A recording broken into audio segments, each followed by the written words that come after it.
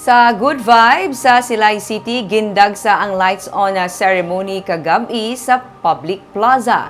Ginkalingawan sang tanan ang dancing fountain sang syudad. May report si Romeo Subaldo. Bisan na maulanon nga panahon, wala makapugong sa mga tao sa pagpadulong sa public plaza sang Silay sang kagabi. Sa dalan pa lang, nagaginutok na ang tao, kag ang mga salakyan halos wala nagagiho. Halos katunga sang dalan, okupado sa mga naganilakat sa dalan.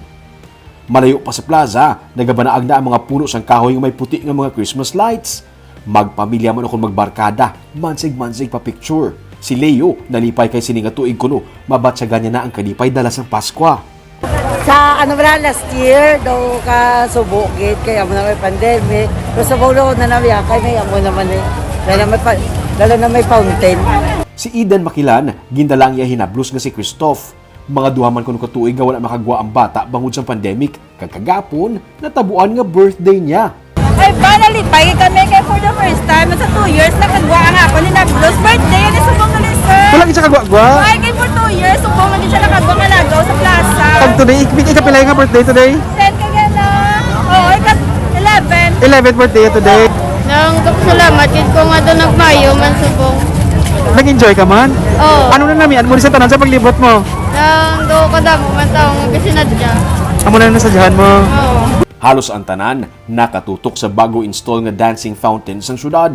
Nagalain-lain ang kolor sa suga nga nagaigo sang tubig nga ginapatukaran sang music.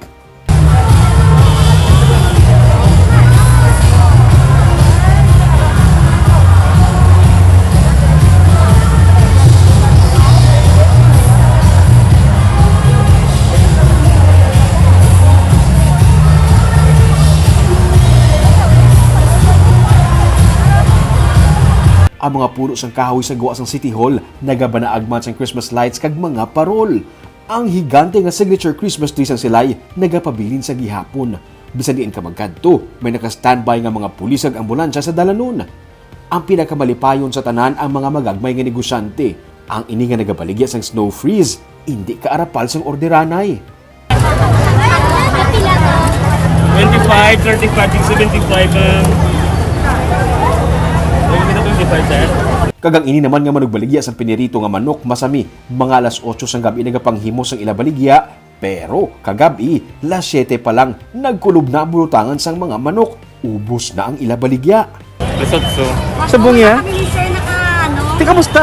Okay, gid sa mga adlaw? Okay. Di paano pa? Ubos na? Sa bulan ako bilin? Papuli na rin doon? Tigil din pa ka mo? Sa? Kapuli, hindi, wala ga. Hindi naman sa Silay? Sa nagkusog ang kalithi, may mga naghingagaw na pauli.